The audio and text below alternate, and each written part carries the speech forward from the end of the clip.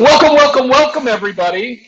We're in an office space. The printer is just going here, printing out our open for the day. Welcome to the RDL show, the Ryan D. Leaf show, here on a Wednesday, the last day of June, halfway through the year of 2021. You can follow us on Instagram and Twitter at RDL show. Subscribe to the Ryan D. Leaf show on YouTube, and visit and listen to us via podcast on the Believe Podcast Networks. All right, so today is a shortened version of our show, not because we don't want to be here with you and talk to you and fill you in on everything that's going on in the sporting world and in life, but for the first time in over, I can't tell you how long, the three Leaf brothers are going to be in the same room, same vicinity for I don't know how long. So it's an important day, and we've collectively gathered to compete like a Leaf family tradition. We compete at everything, right? So we're going to go out and play some golf today. My brother's visiting. Brady is visiting from Chicago. My brother Jeffrey just got done filming a movie in New York City, one that he produced as well as fundraised for, which I thought was rather impressive. Pretty proud of my two little brothers, so it's a way for me to dote on them a little bit. But that all ends at 2 o'clock when I step on the golf course and I proceed to put an absolute beating on both of them. Sibling rivalry, right, like anything else, exists all over the sporting world. It's rare that you get to see it at the professional level where siblings are part of it, but we've seen it play out. We saw it with the Mannings. We never got a all Manning Super Bowl. I thought we were going to come close a couple times, which would have been wonderful. I did see a note yesterday, Sky, around just thinking of the AFC and thinking of Tom Brady and Peyton Manning. Wes Welker played collectively for Tom Brady and Peyton Manning for 8 years. So together combined, played with them for 8 years and never won a Super Bowl. How's that for a statistic out there? That's a good trivia one out there. You would have thought that having won 7 Super Bowls in Tom Brady's history and 2 with Denver and Peyton Manning, that Wes Welker would have won 1 during his time in that process. But no. So wish me luck today. Follow us again at the RDL Show on Twitter and Instagram, the RDL Show, and subscribe to the Ryan D. Leaf Show on YouTube. Listen via podcast on the Believe Podcast Network. So since we're a little condensed today, we're going to throw in a full show in about a half an hour. So we're going to get to our ads, more frequently than usual. Before we get into the sporting world, we want to thank our sponsor, SUNFARE, of course. Already today, what was it? Root vegetables, country hash, which was 3 eggs for breakfast. Lunch was a Kobe-style burger. Dinner is pork chop and vegetables, and the snack while I'm out on the golf course is going to be a pistachio bar as well as some chocolate pudding. When I say chocolate pudding, it's made, I forget what it's made of, mostly coconut oil and almond butter. It's crazy. It's so healthy and good for you. SUNFARE has been a difference maker, everybody. Personalized, delivered, healthy meals. I told all of you guys that I went to 4 consecutive games at Dodger Stadium, and I probably collectively ate, 15 Dodger dogs over those 4 days. Maybe not that many, but I ate a lot of crap, a lot of shit. Weighed in this morning at 236 pounds, actually lost a pound. This diet has changed everything. It has sped up my metabolism. Go through the sign-up process on sunfare.com. Once you get to the enter your information page, you need to select Carl Farrow as your sales representative, and then click the Ryan D. Leaf Show about where you heard of it, and you will get 10% off your first delivered meals. Try it out, everybody. If you're in the LA or Phoenix area, it changed my life. Coming up on 1 year, July 4th. July 3rd is, I think, essentially when we started the meal plan. So we're coming up on that in about 4 days that I've been on this plan for a year. Started at 298 pounds. I'm now, as I said, 236. That's just over 60 pounds, 62 pounds or so that I've lost. I was all the way down to 225, but I put about 10 pounds back on in muscle since I started training again. During that time, I didn't work out at all. I walked a lot. I played some golf, but it's been all about the food. Try it out as soon as you can. All right, let's bring in Sky Guasco. Our buddy Jonathan Rifkin is on a National Lampoon's vacation with Rusty right now, having a beer over the Grand Canyon. No, he's taking a friend to medical school the old-fashioned way by driving all the way across the country. It's fun. I've done it multiple times. When he gets back. All right, Sky. The NBA playoffs. Last time we talked, Giannis was healthy. Trey was healthy. The Clippers were about to get beat in Phoenix to end the Western Conference Finals. All of those things now completely untrue. Trae Young out for Game 4. Giannis gets hurt during Game 4. Atlanta runs it up on them. They are certainly a different team without that. The Suns lead the Clippers 3-2 in the Western Conference semis. Western Conference Finals, I'm sorry. They go to LA tonight to try to close it out. I've had this opinion. If the Suns weren't able to close it out at home in front of that ruckus crowd when they were up 3-1, I have a real doubt that they're going to go into LA tonight and close it out. I think this, gets back to even 3-3, sends it back to Phoenix for an exciting Game 7. The Clippers were really impressive with Paul George. Paul George had a career high 41 points. They're doing this out without their best player. If Giannis can't go, if Trae Young can't go, whatever team advances to the NBA playoffs, other than the Phoenix Suns, the NBA Finals right now, other than the Phoenix Suns, they'll be doing it without their star player, which, unbelievably opportunistic and a great show of perseverance. What I think this playoffs has shown us is clearly that the NBA screwed up, right? They screwed up in not allowing more of a downtime in the offseason. Too many star players, too many players in general getting hurt. And I think they also, it's also showcased how good Paul George is. He's not this playoff bum that people have labeled him with on the internet, and how great a coach Tyronn Lue is. I think that may be what's coming out of this as well, because if they are able to get to the finals, I don't see what would stop them from winning a championship then at that point. I think the Tyronn Lue coaching is a bit more of it. Paul George is a great player when he's right, and we've seen him be hot and cold throughout the playoffs. He obviously showed up, career high 41, to get the big win and stay alive. I still think even if the Clippers tie it up at 3-3 going back to Phoenix for a hot Game 7, I still give the edge to the Suns, but this NBA playoffs, who knows, especially with the Clippers, who have been down 0-2 in every series and won each series until now. We'll see what happens. But Tyronn Lue has done a great job. And, of course, last week it came out that he had an inspirational speech to LeBron during the Warriors championship that the Cavaliers had no business winning that one, and they came back in Game 7 there after a big pep talk at halftime. And just having the player experience, when you have these former players who have been in those big games and been in those big moments as players, then they become coaches. They just relate to players differently than just coaches sometimes, and they have a different relationship. And we've seen that with Tyronn Lue and the Clippers, who have been staying alive. You mentioned these teams playing without their best players.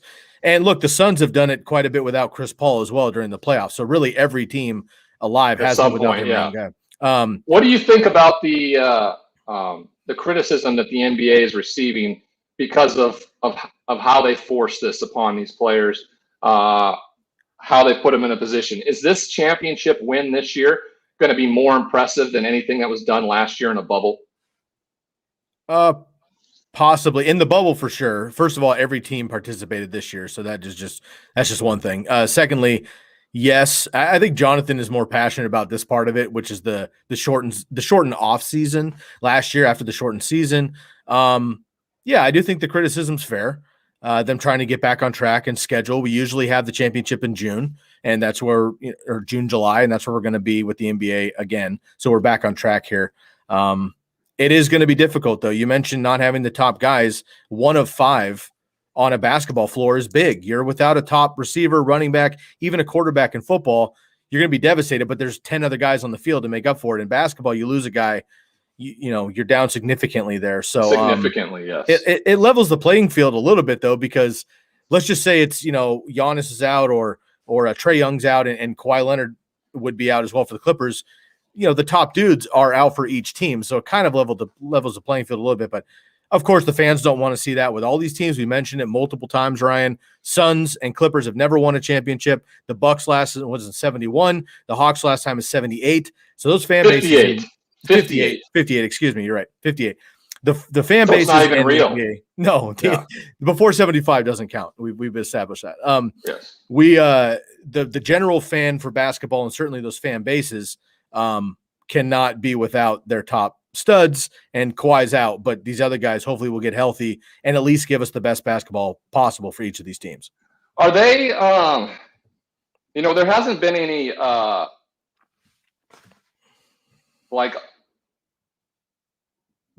committed or documented reason why Kawhi's out. They say it's ACL, but the Clippers haven't commented on it. I mean, did they let this linger in limbo that if they get to the finals, there could be a possibility of Kawhi Leonard being able to play? I mean, this is an ACL injury, right? It just hasn't been commented on, right? I agree. And yes, I believe so. And if it was out for the season, we would have known that already. Like, they don't mess around with that stuff. If he's out, he's out. The Warriors did this with Klay Thompson a couple years ago, when he was kind of hit or miss, and he ended up coming back and playing later in the playoffs. Now he wasn't 100%, and Kawhi Leonard probably won't be 100%. We saw James Harden try to come back from some injuries late in that series, and it just wasn't enough.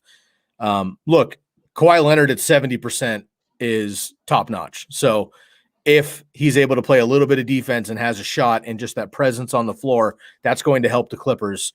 And all the weight doesn't then land on Paul George, which I think ultimately helps Paul George in the long run. So if they make it to the championship series, I would not be shocked if Kawhi Leonard remakes an appearance. Now, hopefully he's not risking further injury. Like, hopefully he's not actually hurt and they're waiting it out. They make it to the championship and then he plays and injures himself even more so than he would have. I don't want that to happen, because then we risk next year, of course, as well. But if he's kind of day to day and they're just kind of trying to save him right now, and they get in and play him, it could be dangerous, because I don't see him playing if he's not healthy enough to do so. All right, before we move on here, so do you have both series going 7 games? I think the Suns take care of it. I think the Suns take care of it in LA. If All not, right, then yes, tonight. game 7. I'll take the Suns tonight. And then, man, if they don't have Giannis, I have more trust in the Hawks as a team without Trae Young than I do as the Bucks as a team without Giannis. I'll put it that way. So if both guys are out, I lean Hawks. It's 2-2 now. Could see it going game 7. So yeah, I suppose both game 7, but I do like the Suns and the Hawks ultimately. All right, I got the clip show figuring it out this tonight, and then going back to the Valley where they Suns clinch it and head to the NBA Finals. I have, to your point, if Giannis can't go, I got Atlanta in 6, and I have the Atlanta Hawks versus the Phoenix Suns for the NBA Finals. Wild. We'll get more into that on Friday. Yeah, wild. Talk about wild. Get crazy. Get some crazy with some Athletic Brew, everybody. All right, athleticbrew.com. Go there for a non-alcoholic brew. Brew without compromise. You get some of the great taste, less filling, without any of the consequences. Sky and I drink it all the time. We used to crack one open every show just to kind of give you guys a sense of what it's about. Go to athleticbrew.com. You'll get 10% off your first delivery of 6 packs. Try it out. I guarantee that you'll love it. All right. Major League Baseball, right? We've gotten more and more into it. We are in summer. There are a lot of games to be played, but it seems like we're kind of in a moving day or moving week in terms of some matchups, right? The Dodgers-Giants matchup. The Dodgers made some big waves by getting past the Cubs. With a loss here by the Giants, they are now within a game of the Giants. The Padres in the NL West are 3 games back, but have won 9 of 10. This NL West is just absolutely fascinating to watch play out. The Dodgers look pretty good. It looks like they found something. Cody Bellinger being back is big. Him finding his bat once again. The Padres right there. The Giants, they've been hitting machines all season long. They lose last night 3-1. The series will continue tonight up in San Francisco. Your thoughts on the NL West first off, and how this race is shaping up? Well, it is quite impressive. The Giants are the first team in the major leagues to win 50 games. They're still the only team as of this conversation to win 50 games in the major leagues. So they have the top record in baseball. The Dodgers are only 1.5 back, as you mentioned, Ryan. The Dodgers got hit, or no hit, I should say, last week by your Cubbies. Since that game, they have not lost, and they have been absolutely on fire. I don't want to jump into this too much because it's one of those allegations only situations right now, but I do want to mention if Trevor Bauer ends up missing any time from allegations that have popped up from January earlier this year, if he misses any time for whatever reason, that's a huge blow to the Dodgers team as well.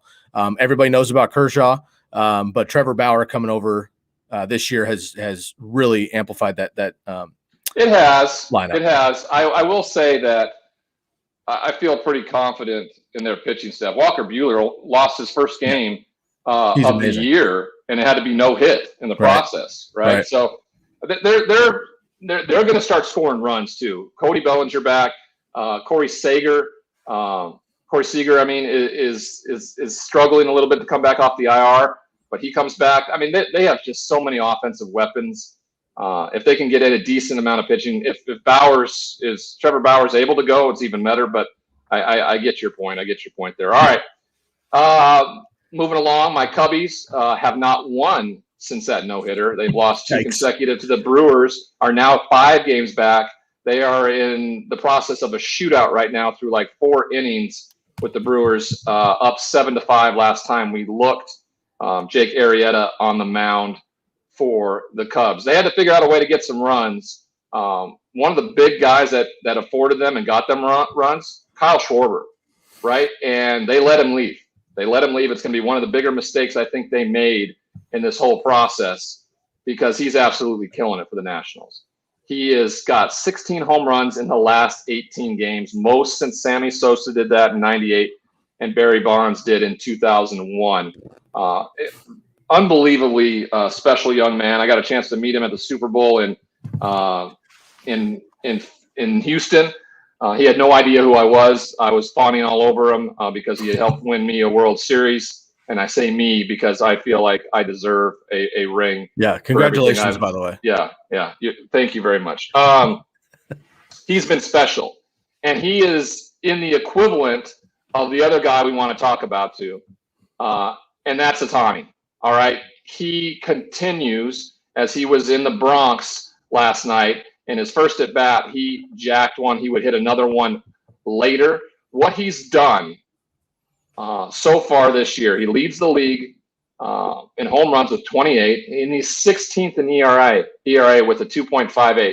And you know that you get down into tenths of a point here, right? So 16th is right in the realm of being the top pitcher in terms of ERA in the Major League Baseball. What he's doing, what he's done, just look back to June 15th until now, right? I'm going to read these off to you. This is the last 2 weeks, everybody, okay?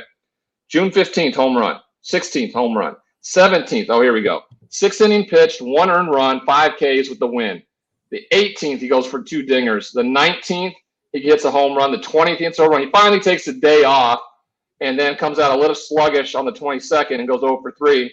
Has to pitch the next day. 6 innings, 1 earned run, 9 Ks. He takes a day off, hits a home run, goes 1 for 3. And in the last 3 days, he's went home run, and then 2 dingers last night. I mean, this 2-week rampage is equivalent to Archer on the cartoon series of on FX. Everybody, this is a rampage that everybody needs to take definite attention to. He's going to be in the Bronx pitching now, I think, tomorrow night. Mm-hmm. So the New Yorkers are going to get a good look at the best baseball player in baseball right now. Oh, absolutely. All around baseball. And I know this is not quite a hot take if you're a baseball guy, but to the general fan, this might sound insane. He right now currently is arguably the best all around baseball player, probably, well, in the last 50 years for sure. And maybe arguably the only person that can even compete with him is what Babe Ruth did early in his career, who actually started as a pitcher for the Red Sox before he went over to the Yankees, and the rest is history.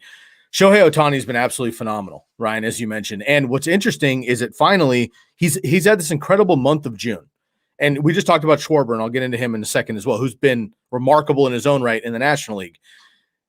It takes 2 home runs in the Bronx, in the biggest media market in the world and sports market as well, against the Yankees, who are struggling. And now everybody woke up this morning and was like, oh my God, Shohei Ohtani is amazing. And look, again, if you're not a baseball person, it's amazing what the New York market can do. It is what it is. But like, to people who've been following this guy since last year and he came over and this year as well, it's remarkable. But now everybody woke up because he did it in a big market. And Ryan, we've talked about this a lot on the show.